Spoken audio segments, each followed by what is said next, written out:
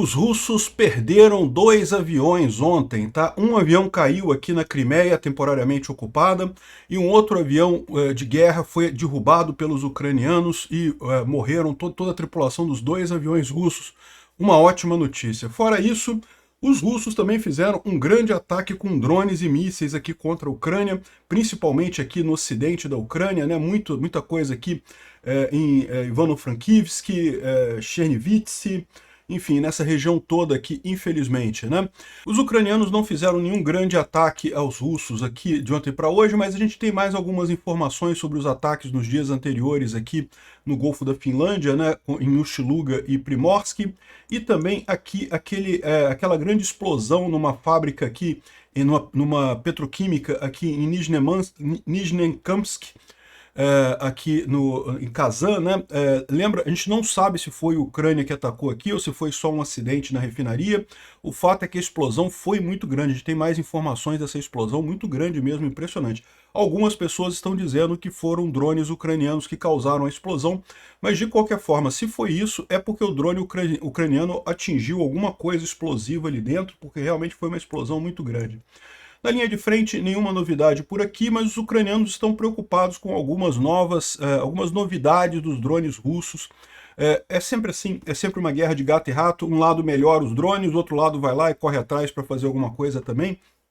A gente tem algumas novidades aí, né?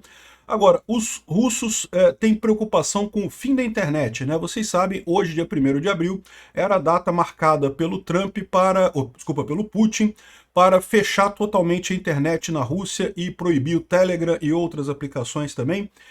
Só que aparentemente não foi proibido não, tá? Continua uma bosta, continua funcionando muito mal, eles botaram um monte de coisas para atrasar as mensagens do Telegram e coisa e tal, mas funciona, tá? Ainda tá funcionando o Telegram por lá também. Bom, outra coisa digna de nota foi o discurso do Trump anti-OTAN, né? Aliás, o Trump falou que vai fazer uma declaração hoje, uma declaração muito importante lá às 9 horas no horário lá de Washington, né, o que deve ser umas 10 horas da noite aqui no Brasil. A gente vai acompanhar aqui ao vivo também esse discurso do Trump, não sabemos o que ele vai falar, pode ser alguma coisa referente ao Irã, aliás é o mais provável que seja alguma coisa referente ao Irã, mas hoje ele estava chorando pra caramba que a OTAN abandonou ele, que ele não vai mais ajudar a OTAN porque a OTAN abandonou ele na guerra do Irã e não sei o que lá. Uma coisa que não faz absolutamente nenhum sentido, né? Eu sou Peter Turguniev, esse é o Mundo em Revolução e nós vamos falar agora sobre a situação na Ucrânia, hoje dia 1º de abril de 2026, 9 horas da manhã aqui no Rio de Janeiro, 3 da tarde lá em Kiev no momento que eu gravo esse vídeo, e essas notícias aqui foram sugeridas por República Popular Democrática do Brasil, Estação Verão e várias outras pessoas. Obrigado aí ao pessoal que sugeriu notícias lá no nosso site, no wrevolving.com, e obrigado a você que está assistindo o nosso vídeo. Se você gosta do nosso conteúdo, por favor, deixe o seu like e se inscreva aqui no canal, né?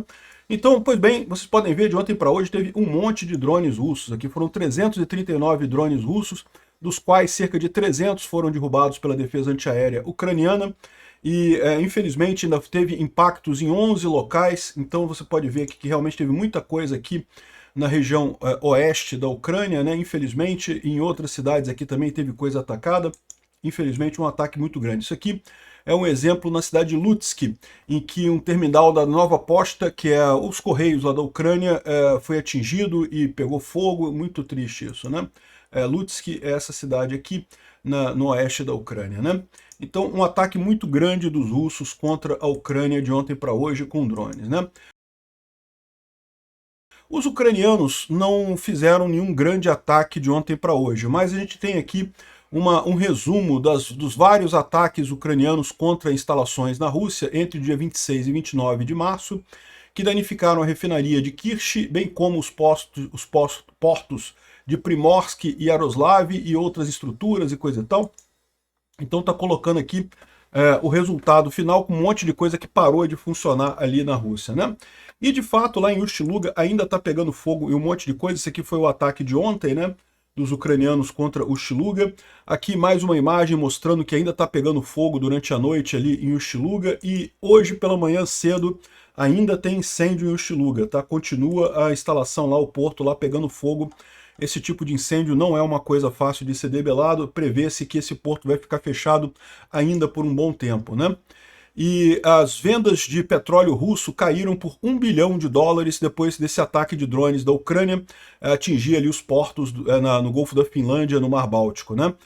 Isso reduziu a exportação de 43%, de 4,7 milhões para 2,3 milhões de barris por dia, e a carga de 22 tanqueiros, 22 petroleiros na exportação foi atingida, chegou ao menor nível desde o início da invasão em larga escala, né?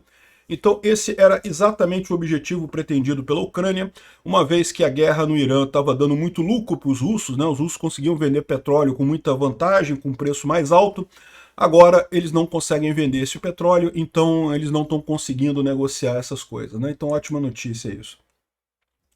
Agora, chamou muita atenção, ontem a gente falou sobre isso já, né, que teve uma grande explosão ali na Nizhnekamsk Neftkhin, que é a refinaria de petróleo de Nizhnekamsk, né? Nizhnekamsk é essa cidade aqui na Rússia, nessa região aqui de Kazan, e essa é uma refinaria, tá? Uma refinaria, uma petrolífera aqui, e ela teve uma grande explosão ontem. Não consta que havia alerta de drones na região.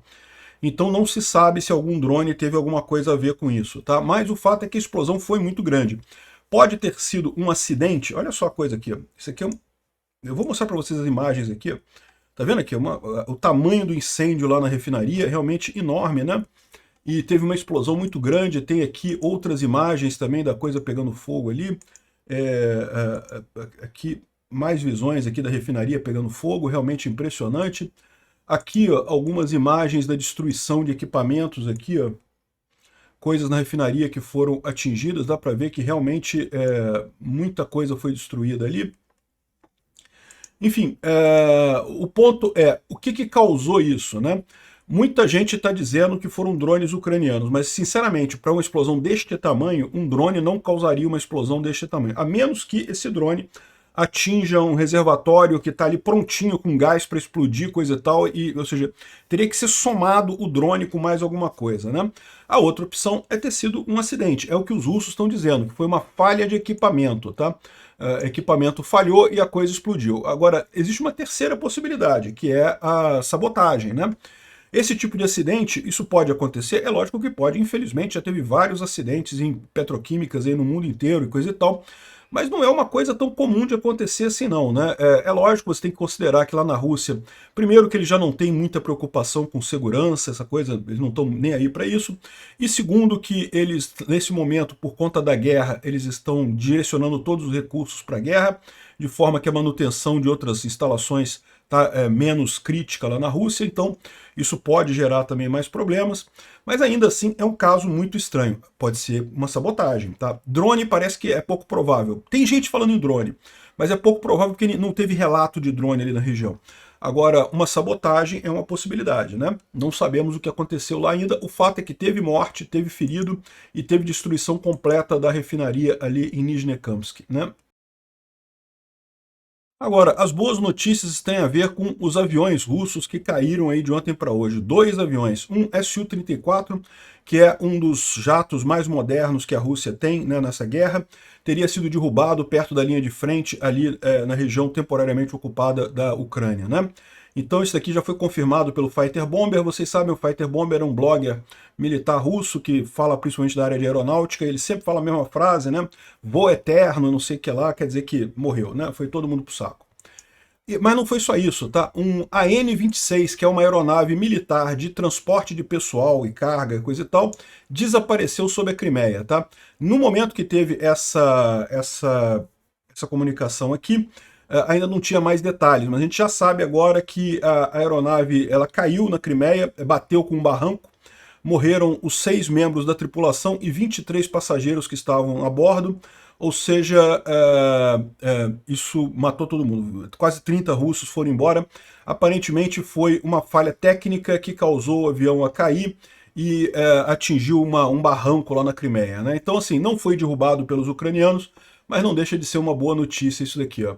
o Ministério da Defesa russo confirmou que perdeu contato com a AN-26 sobre a Crimeia temporariamente ocupada e não se sabe o resultado agora já se sabe o resultado da equipe, morreu todo mundo, tá? Aqui o Fighter Bomber falando que esse avião tinha até 30 pessoas, agora a gente já sabe que são 29 pessoas e que todos morreram nessa queda, né?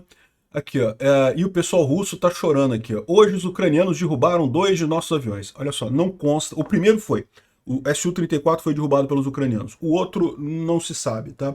Os russos estão dizendo que foi falha mecânica do avião, que ele caiu por falha mecânica. Mas pode ter sido derrubado pelos ucranianos também, a gente não sabe, né? Hoje os ucranianos derrubaram 2 de nossos aviões. O que está acontecendo com a nossa operação militar especial, né? Vocês vão manter esse teatro de cadeiras por quanto tempo ainda, né? Quando vocês vão finalmente justificar por que nós estamos no 5º ano admitindo que você não consegue os mesmos feitos que os Estados Unidos, né? Porque os russos tinham essa ideia, que eu fazia na Ucrânia o que os Estados Unidos tinham feito lá no Afeganistão e no Iraque, lá em 2002, 2003, né? De entrar e apagar tudo e tomar o país todo e coisa e tal. E, ao contrário, que vocês estão fazendo um genocídio deliberado da população russa, né? Ou seja, estão matando um monte de russo e não saem do lugar. E mais 2 aviões perdidos hoje, né? O pessoal está pessimista lá na Rússia, né?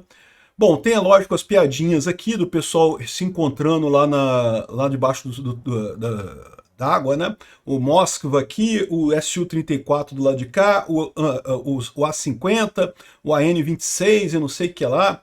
E botaram o Telegram aqui também, que também está afundando lá na Rússia, também está tudo afundando na Rússia, né? Bom, agora, na linha de frente, tem algumas notícias positivas para a Ucrânia, tá? A Ucrânia conseguiu repelir um grande assalto de motocicletas russo aqui, com drones, né, destruindo um monte de ciclistas russos aqui, ou seja, foi praticamente todo mundo eliminado nesse ataque, né? E também os ucranianos atingiram um radar S-300 na região de Luhansk e um sistema Tor, que também de defesa antiaérea também ali naquela região, ou seja, também boas notícias aqui para os ucranianos. Mas não tem só boa notícia, não. Aqui, ó, o pessoal conseguiu ter acesso a um ponto russo de defesa contra drones, né? E o pessoal ucraniano falou, olha só, esse grupo de interceptação de drones remoto russo tem um bom equipamento, né? Um monte de coisa para ver aqui, mas geralmente eu acho que isso pode ser uma coisa que supera os ucranianos em alguma coisa. Os idiotas dos russos estão aprendendo, né? Então tá aqui, ó, vazou essa imagem aqui da equipe russa antidrone, tá vendo? Eles têm alguns mapas aqui com sensores e coisa e tal. E isso daqui seria o rastreamento que eles fazem dos drones ucranianos que estão atacando a Rússia, e para interceptar esses drones com os drones deles e coisa e tal.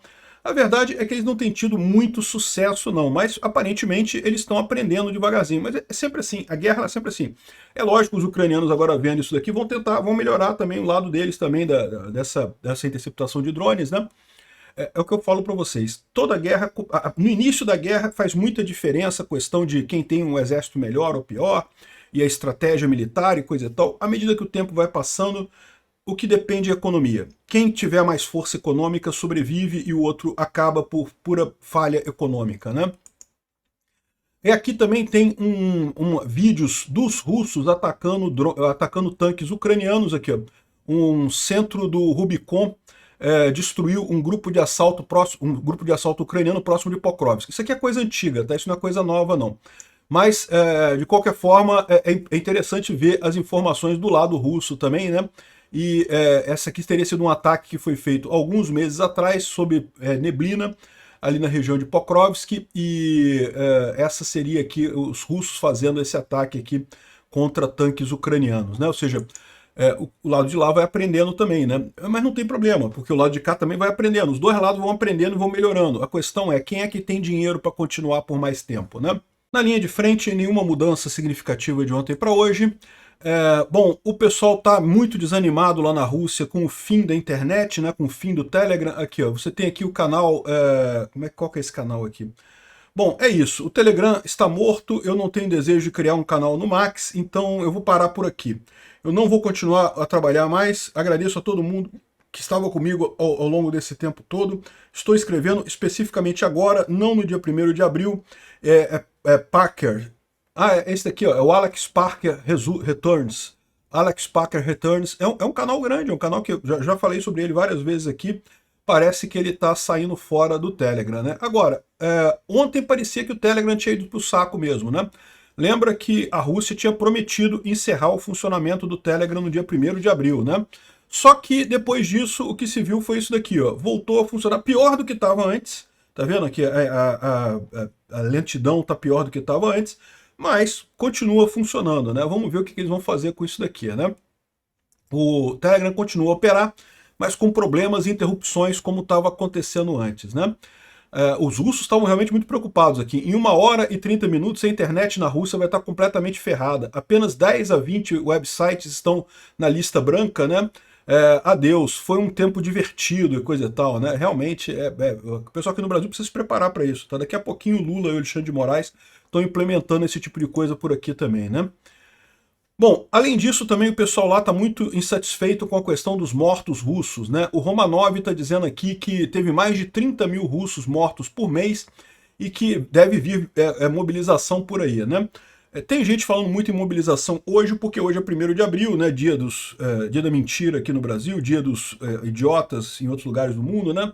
Então, ou seja, pode ser que estejam falando isso de brincadeira, que não seja verdadeiro, né? Mas aparentemente, que está morrendo 30 mil mortos na guerra por mês, isso é verdade, né? O Instituto Preciso da Guerra fala aqui que os avanços russos diminuíram à medida que a Ucrânia consegue contestar a iniciativa em diferentes pontos da linha de frente, em alguns casos até avançar, né? Em março, o avanço russo foi negativo, né? Aqui, ó, as barras azuis o mesmo período em 2024 para 2025, e as barras marrons agora outubro, novembro, dezembro, janeiro, fevereiro e março de 2026, né? Então você repara que teve realmente um avanço russo significativo em novembro do ano passado, mas agora está diminuindo, e em março foi negativo, ou seja, os ucranianos tomaram mais terra do que os russos nesse mês de março que passou, né? Vamos ver se os russos vão conseguir reverter isso daí. Eu acho que não. Eu acho que daqui para frente a tendência é a Ucrânia avançar. O Zelensky disse que a Rússia demanda que a Ucrânia saia do Donetsk, coisa e tal, em 2 meses, senão vai ter um outro acordo de paz, os termos vão ser diferentes. Mas como assim, meu amigo? Nunca teve chance da Ucrânia sair do Donbás, né? E com as tropas russas morrendo em grandes números, não vai fazer diferença nenhuma isso daí, né? Aqui, ó, o Kremlin disse: Zelensky precisa tomar uma decisão hoje de tirar as forças armadas do território do Donbás. Ele já deveria ter feito essa decisão ontem já, e não sei o que lá. O Putin sabe que não consegue avançar mais. Não vai ter isso não, né? E agora, isso daqui é para irritar o Trump, né? O narcisista do Trump, você sabe, tá doido para ter o Nobel da Paz. E o Zelensky foi oficialmente nomeado para o Nobel da Paz de 2026, junto com o povo da Ucrânia, pela contribuição em defender o país durante a guerra. Eu não sei se ele tem alguma chance, tá? Porque é um país que está em guerra, né? Nomear para paz um país que está em guerra pode ter alguma consequência indesejada. Mas no final das contas, merecer, eu não tenho dúvida que merece, porque como eu já expliquei para vocês, a contribuição da Ucrânia vai muito além da Ucrânia em si. Primeiro, a Ucrânia protegeu a Europa. Se a Ucrânia tivesse caído rapidamente, a Europa correria sérios riscos. A Polônia, os países bálticos, a Hungria, a Romênia, todo mundo ali ia ter risco muito grande se a Ucrânia não tivesse se colocado em defender ali o seu território, né? Segundo, que vocês estão vendo o avanço da democracia na Venezuela, devagar é verdade, em Cuba também, devagar é verdade, e até no Irã.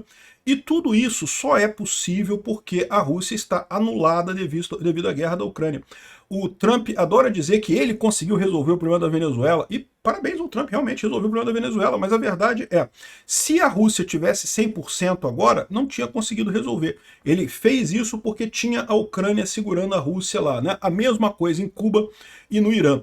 Então, se tem alguém que realmente está melhorando esse mundo, é o Zelensky, o povo ucraniano, né? Vai ganhar com certeza o Nobel da Paz, não sei se nesse ano, mas inevitavelmente em algum momento do futuro, eu tenho certeza. O Trump acho um pouco provável. O Trump na OTAN. Eu nunca me impressionei com a OTAN. Eu sempre disse que eles eram um tigre de papel. E o Putin sabe disso também a propósito. Olha só o Trump como é que tá falando, meu amigo. Ô Trump, sabe quem é que é um tigre de papel? É a Rússia, meu amigo. Olha seu amigo Putin aí se ferrando completamente na Ucrânia. Que papo é esse, cara? O Putin tá, o Trump tá chateado pra caramba com a OTAN porque ninguém tá comprando a guerra dele, né? Ele queria que o pessoal abandonasse a Ucrânia para ajudar ele no Irã e com isso, né, ajudasse ainda mais o amiguinho dele, o Putin, né? Só que não funcionou o truquezinho dele, né? Aqui, ó. E ele falou também em sair da OTAN, né? Felizmente ele não consegue sair da OTAN, porque quando ele foi presidente no primeiro termo dele, né, o primeiro mandato dele, o Congresso passou uma lei dizendo que para sair da OTAN precisaria de aprovação do Congresso com maioria de 2/3. Ou seja, praticamente impossível os Estados Unidos sair da OTAN. E então, pouco provável que ele consiga sair da OTAN. Mas é lógico, ele pode ainda sacanear a OTAN, né? Passar a mandar menos ajuda e coisa e tal. Isso é uma coisa complicada, né? E outra coisa que eles estão dizendo aqui é que se os Estados Unidos sair da OTAN, a Rússia pode se sentir fortalecida para tentar operações nos estados bálticos. Ou seja, né, o Putin vai ver, bom, já que eu estou aqui mesmo, vou invadir ali a Letônia, Lituânia, Estônia ali, para tentar avançar por lá e conquistar território, não sei o que lá. Isso, infelizmente, pode acontecer realmente. Mas vamos ver, eu não acredito que o Trump chegue a isso não. Vamos aguardar, né? Por outro lado, você vê a Finlândia aqui trabalhando junto com a Ucrânia para fazer a defesa de drones ali naquela região, né? Eles estão fazendo toda uma preparação para não ceder território, porque, como a Ucrânia mostra, né, o grande problema, todo o território que os russos ocuparam, a imensa maioria dele foi ocupado nas primeiras horas da guerra. A verdade é que depois do primeiro dia a Rússia já avançou muito pouco, ao contrário, acabou cedendo o território, né? E com os drones acaba ficando muito difícil qualquer lado avançar, muito caro em termos de vidas humanas, né? Então, o ponto aqui é esse. A Finlândia está adotando uma política de não deixar a Rússia avançar nada. Está fazendo esse planejamento junto com a Ucrânia ali. A tendência é essa. Os países da Europa e os países do Golfo Pérsico estão pedindo ajuda da Ucrânia para preparar suas defesas. É o que eu falo para vocês. Está formando os aliados e o eixo do mal do outro lado. Eu espero que o Trump não vá para o eixo do mal, né? Aparentemente dá a impressão que ele está fazendo isso. A Kaja Kallas disse que ainda não tem atualizações positivas no empréstimo de 90 bilhões para a Ucrânia.